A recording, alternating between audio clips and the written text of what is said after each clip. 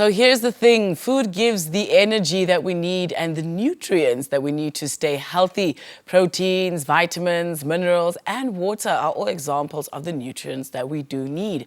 A range of healthy foods are part of an eating healthy plan or eating plan that aids in the weight management. Nikodemus Mbeeli, a nutritionist, is joining us via Zoom to talk about this. A very good morning. How are you? I'm all right. How are you? Good, thank you. How's it going there? How's the weather in Katima this morning? We are doing fine so far, and thank you for having me. Okay, fantastic. I'm really excited to get into this conversation. Let's start with the fact that, our food and water drinking habits are very, very important to keeping a healthy weight, of course, But what is the healthiest way to maintain a healthy weight? Thank you so much for that question. I should say at the beginning that there isn't one single way that is applicable to all as far as keeping a healthy weight is concerned.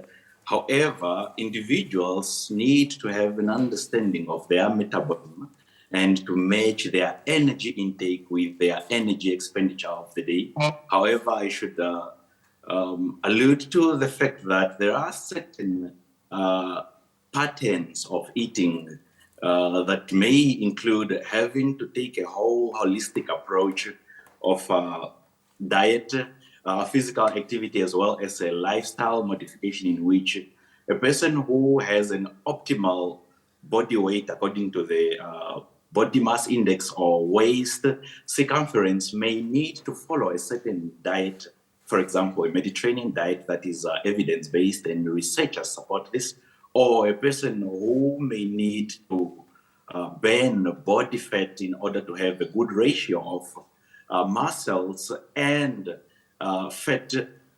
This person may need to go on an extreme diet under supervision, for example, of a nutritionist, for example, to follow low carbohydrate and high fat diet to stimulate that fat burn.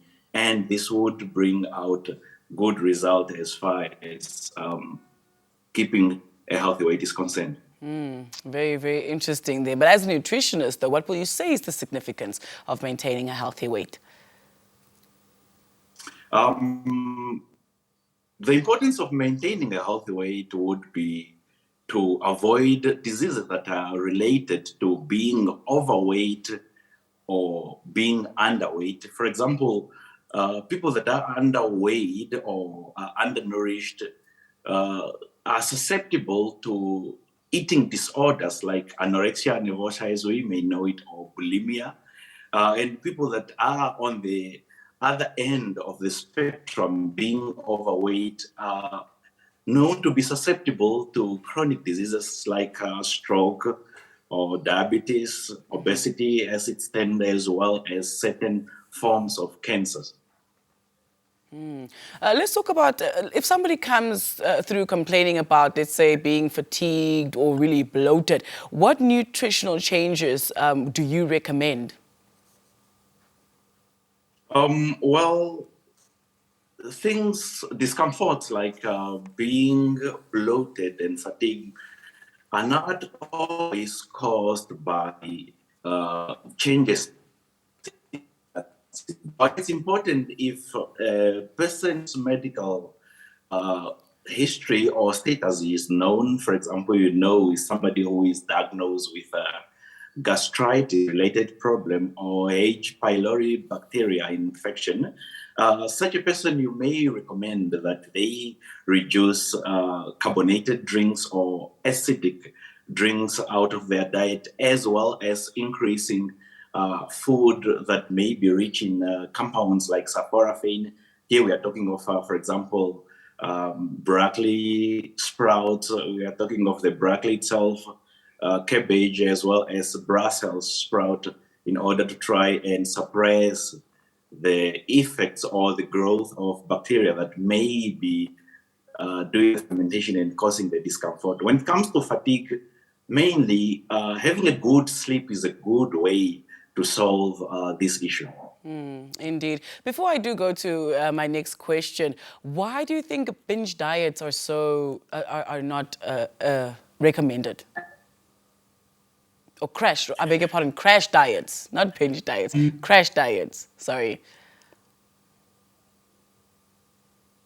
Mainly, crash diets are not recommended as nutrition, food and nutrition guidelines simply because of the struggle we may have in keeping up with certain diets, and therefore there is this fear of a person gets on this diet thinking it will bring them certain type of results, and then when they don't get that a day later, they feel bad about it and they would fall into a relapse and end up taking something more detrimental like binge eating, which is associated with bulimia nervosa. Okay, so almost everybody, including older adults, benefit from physical activity and exercise, very important. But how much physical activity does one need, would you say? Again, here it's not necessarily a one size fit all. It's all dependent on our lifestyle.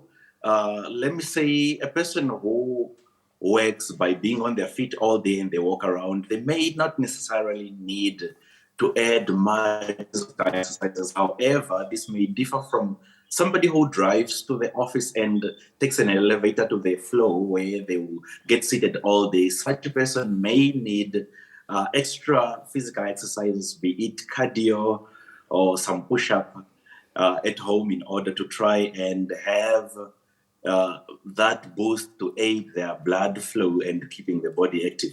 Indeed. I also briefly want to talk about fiber and the importance of fiber, sir. How important is fiber to an individual and how much of it do we need? Well, I would say it should be a felony as far as nutrition is concerned to take food without fiber, because the simple textbook explanation would be taking food without fiber, you are causing constipation, which is unease movement of food through the gastrointestinal tract. I can give a scenario that would be an equivalent of this. It, taking food without fiber is more like you're going to hire a Toyota Corolla or a Polo to go drive through the sand dunes in the desert, leaving a Land Cruiser. You know, it's stuck and you need to push, which could be detrimental to one's gut health and problems like irritable bowel syndrome could result from there. And it should be noted that we need a good amount of fiber, which is the indigestible part of plant-based food that should be included in the diet. And vegetables that are low in starch, not processed, are the best way to integrate fiber into our diet. Indeed. Well, thank you very much for chatting with us regarding this. Let's just wrap things up and you can leave us with your final thoughts, please. Well, thank you so much. As a society, we have to employ a culture of eating according to match our energy intake and the expenditure of the day. And the best way to do this is to do it in consultation with authority figures or experts in this area, be it our doctor, nutritionist, as well as we have to get nutritional education in order to keep healthy and progress. Well, thank you very, very much for your time and for chatting with us this morning. Genuinely appreciated. Bye. You're welcome. All right. There you have it. We're talking nutrition and healthy eating this morning with nutritionist, that is Nikodemus Mbeeli. Very interesting conversation there. And I hope you've taken notes on why it is important for you to keep a healthy lifestyle. Very important. We'll be back after the break.